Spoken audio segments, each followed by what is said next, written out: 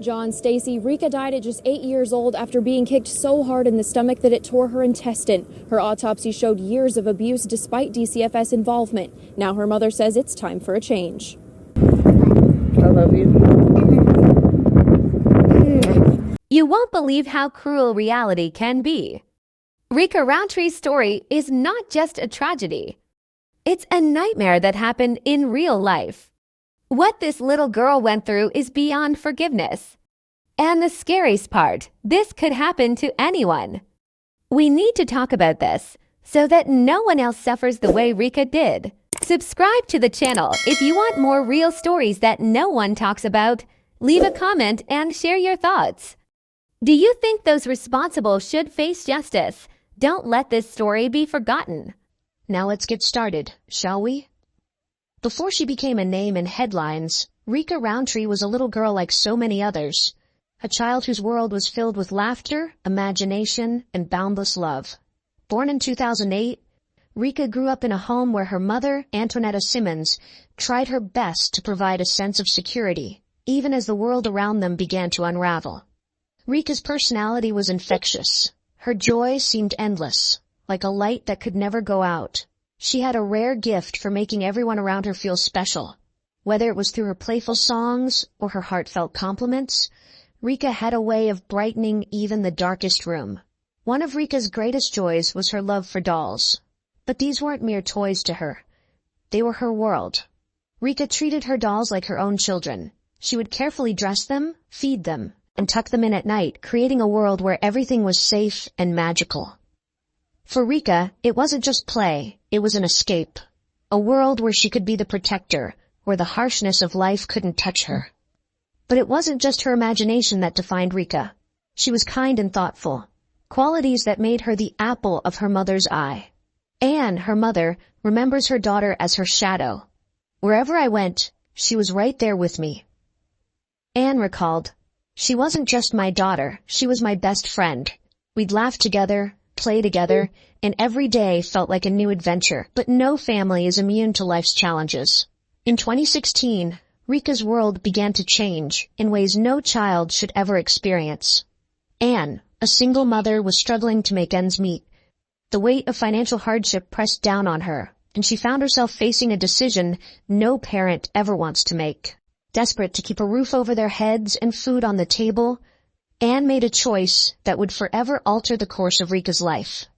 In an attempt to survive, Anne turned to selling drugs. It wasn't driven by greed, but by the crushing weight of survival. Though Anne's actions were desperate, they weren't born out of malice. But in September of 2016, her decision led to her arrest. For Rica and her older brother, this was the moment their lives spiraled into uncertainty.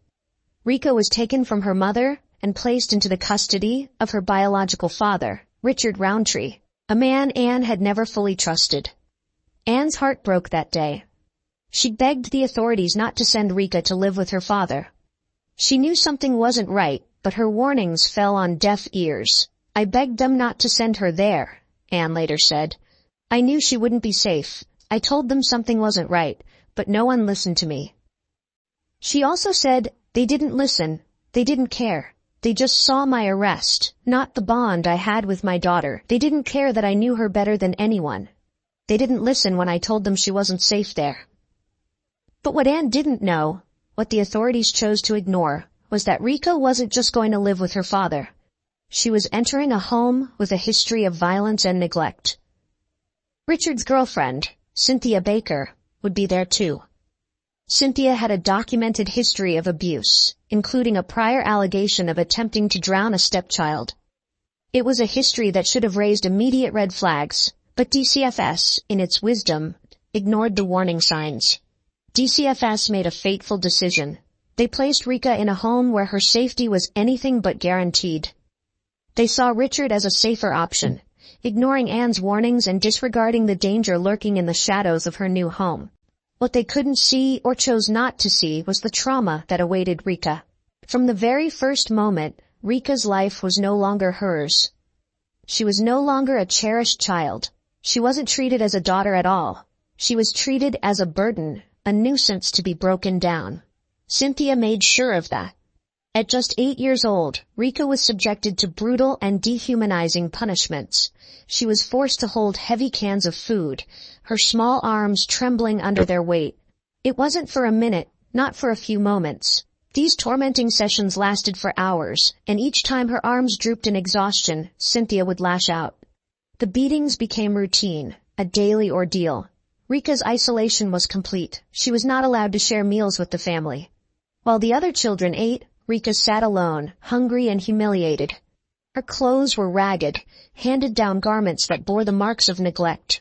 She didn't have a bed, just a cold, bare mattress on the floor where she could lay after each brutal day. Her beloved dolls? They were all destroyed. The world she once created, the joy she once found, was stripped from her piece by piece. But the physical abuse was just the beginning. The emotional torment was far worse. Cynthia didn't just want to break her body, she wanted to break her spirit. She isolated Rica from the family, from the very essence of what it meant to be a child. A little girl whose life was meant to be filled with laughter and love, but instead was engulfed by fear. Time and time again, the Department of Children and Family Services had the chance to intervene. But each time, they failed. Multiple reports from teachers, neighbors, and even concerned school staff raised alarms about the abuse taking place in the Rountree home. And yet, the system failed to protect her. Let's rewind. In early 2016, a teacher at the local elementary school noticed bruises on Rica's arms. She reported it to DCFS, who initiated an investigation. Caseworkers visited the Rountree home, but nothing substantial came of it. Weeks passed, and the bruises remained. In September of 2016, another teacher noticed marks on Rica's face. This time, the report went straight to DCFS, but the caseworker simply marked the report as investigated and closed it with no follow-up action. No one checked back on Rica to see if she was safe. In the fall of 2018, when Rica was just 8 years old, she was enrolled as a third grader at Fox Creek Elementary in Bloomington. The school, where Cynthia's 6-year-old daughter was also enrolled in kindergarten, would witness yet another bizarre and alarming incident that would eventually prompt another DCFS investigation. It started on a day when the staff at Fox Creek noticed something unsettling. Rica was attending school without a winter coat, despite the freezing Illinois temperatures.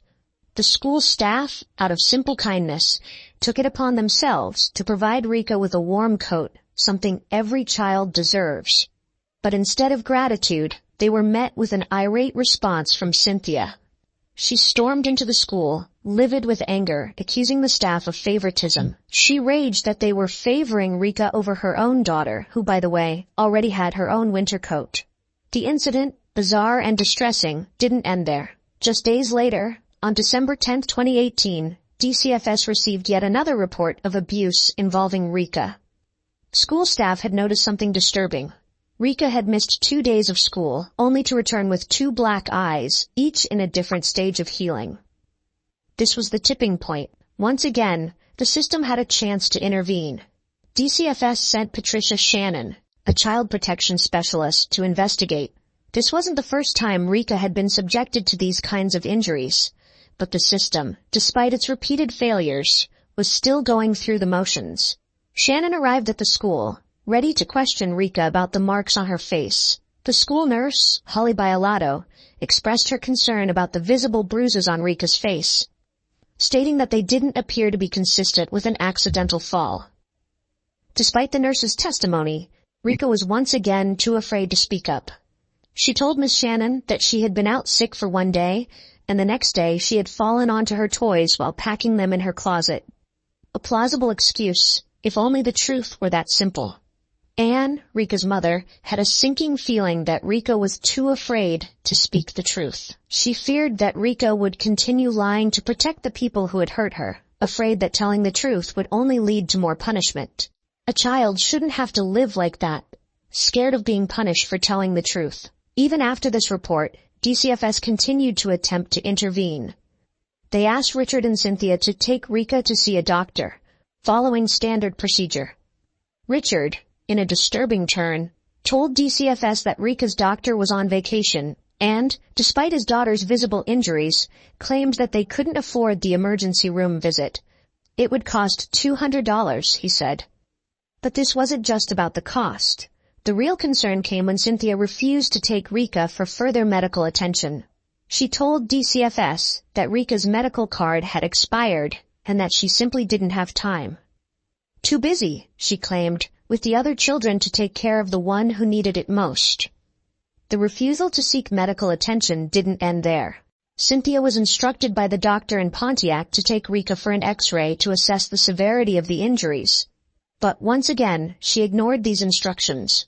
Instead, she dismissed the need for the X-ray, making excuses about her schedule.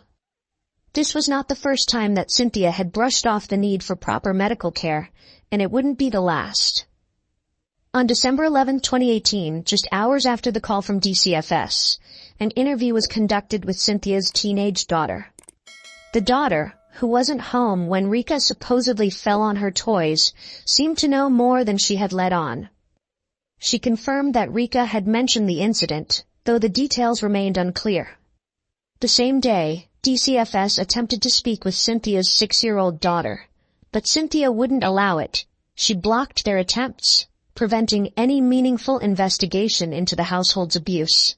It was becoming clear that the system, even when faced with mounting evidence, was failing to protect Rica. Rica's school counselor contacted DCFS again, this time reporting that Rica was becoming withdrawn.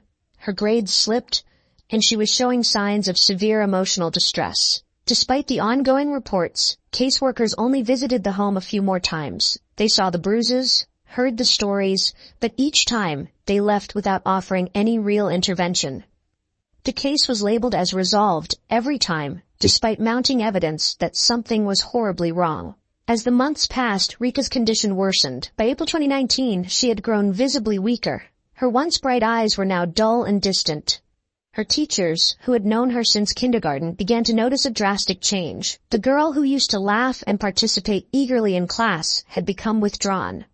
She no longer raised her hand. She no longer smiled. She stopped talking. Mrs. Harris, one of Rica's teachers, recalled how Rica seemed to shrink in front of her eyes. She used to come to school so full of life, but by spring it was like she was barely there anymore. She'd sit at her desk, barely able to look at anyone.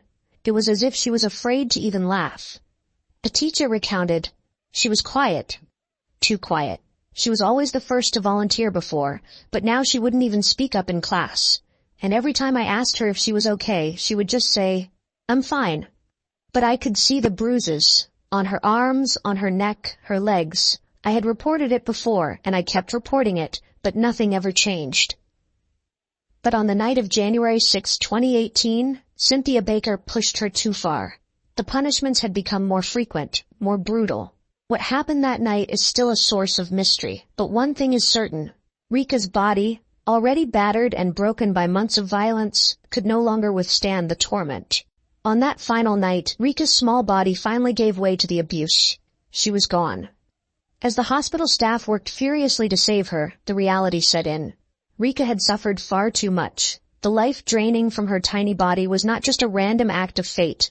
It was the result of an unimaginable sustained pattern of violence. And so, with no more fight left in her, Ra Roundtree was declared dead. At just 8 years old, she was gone. Rica's body told a story that her voice could no longer share. The nurses and doctors saw it. Bruises of varying sizes, some fresh, others faded, covering her small frame. Her back, her arms, even her face bore the marks of months of torment. Her skin told a tale of being beaten with fists, objects, and even shoes. It was clear.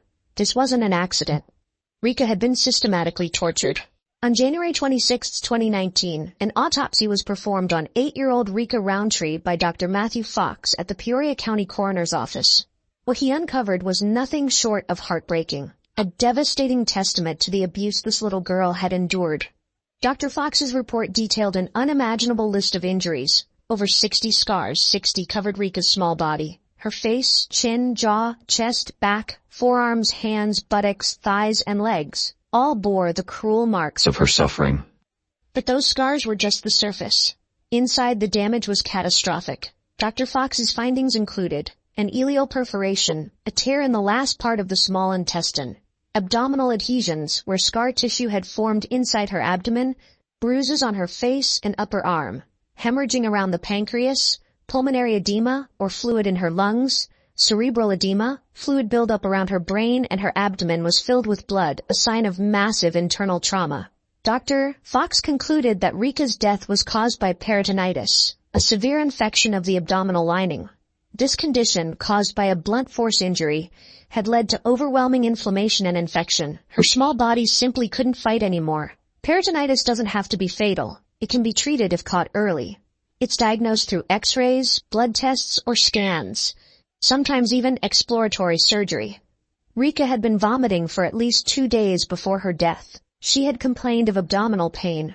Cynthia Baker herself admitted Rica had blurred vision and trouble keeping her balance.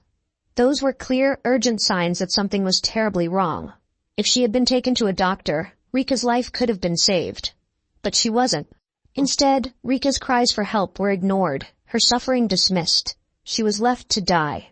5 days after Rica's death, on January 31, 2019, the Department of Children and Family Services received another report. This time, it alleged that Richard Rountree and Cynthia Baker had violated the safety plan by continuing to have contact with their surviving children. It raises a chilling question. Were they trying to manipulate the children into keeping their secret? Were they trying to control the narrative before the truth could come out? Even though no criminal charges had been filed yet, Richard and Cynthia quickly hired an attorney. They didn't hold a funeral. They didn't host a memorial. Instead, they had Rica's body sent to a funeral home in Galesburg for cremation. No ceremony, no final goodbye. But Rica wouldn't be forgotten that easily. On February 2, 2019, just before her cremation, McLean County authorities stepped in. They retrieved Rica's body to conduct a second, more detailed autopsy. This time, the examination was performed by Chief Forensic Pathologist Dr. Scott Denton. Only after this second autopsy was completed, Rica's body was cremated on February 11th. That same day, February 11th, 2019, Richard and Cynthia's remaining children were taken into protective custody. For those children, the nightmare might have finally ended, but for Rica, it was far too late. What remains are the scars she left behind, not just on her small, battered body, but on the hearts of everyone who has learned her story. And yet Cynthia Baker, the woman responsible for this brutality, displayed no remorse, no sadness, no grief. Instead, she was focused on something truly shocking, the mess Rica had left behind. Witnesses recalled that Cynthia's first words after hearing that Rica had died were not about her child's life being stolen. No, it was about the vomit on the floor. "You better clean that up. It's disgusting," she said, completely indifferent to the fact that her actions had just led to a child's death. That moment told you everything you needed to know. Rica's life, her suffering, none of it mattered to Cynthia. Only the inconvenience of having to clean up after a dead child seemed to faze her. But the full scope of what had been happening in that house was still hidden, until investigators found something that would change everything. When they dug into Cynthia's phone, they found videos that would haunt the nation. They were videos. Videos that revealed everything. The hidden truth, captured in disturbing footage stored in Cynthia's iCloud account. These weren't just innocuous recordings. They were a documentation of a life of abuse. A life where Rica was nothing more than a punching bag for Cynthia's cruelty. The footage was unbearable.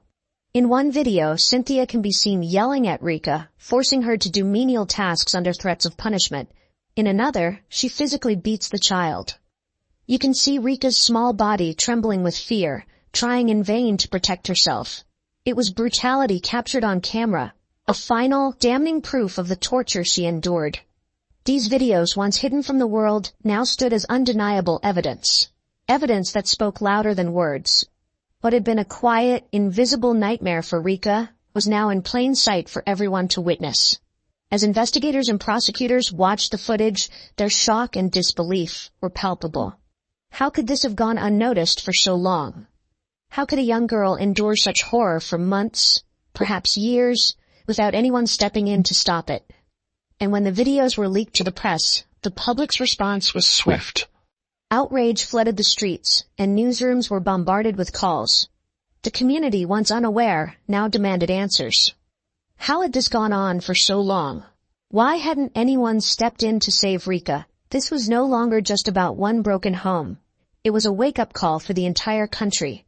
How could the system fail so completely? How could people who were supposed to protect children like Rica turn a blind eye? On April 24, 2019, Cynthia Baker was arrested. She faced a slew of charges: first-degree murder, aggravated battery, and multiple counts of child abuse. The wheels of justice were finally turning. It seemed that for once, the legal system was responding with the urgency this case demanded. But the battle wasn't over. Cynthia's arrest was only the beginning of a long, drawn-out legal fight. The public watched closely, the media followed every detail, and every twist in the case was scrutinized by a nation still grappling with what had happened. For Rica's family, the emotional devastation was beyond measure. Anne, Rica's mother, was left to deal with the heart-wrenching aftermath of losing a child. Every day, she had to face the crushing reality of the fact that she couldn't protect Rica. She once said, "Every day without her feels like a lifetime. I wish I could have protected her. I failed her. I will always fail her."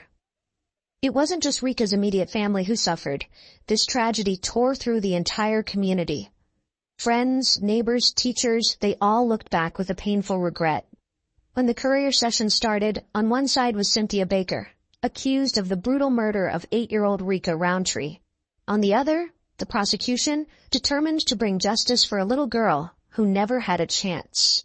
The prosecution's case was as clear as it was disturbing. They began with forensic evidence, the kind that never lies. Rica's body, once full of life, was now a grim reminder of the pain she'd suffered. Her tiny frame was covered in bruises, each one telling a story of violence and torment. Burns marred her skin, the marks of cruel punishments that had been forced on her for far too long. But it was the internal injuries that sealed the deal. An autopsy revealed the truth. Rica's abdomen had been savagely injured, ruptured organs, a massive tear that caused peritonitis, poisoning her insides.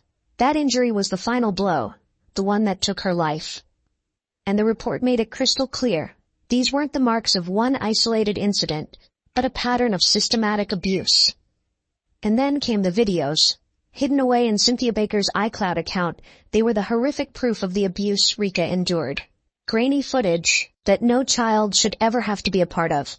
But there they were, Rica, trembling, forced to endure torment at the hands of the woman who should have loved her, should have protected her.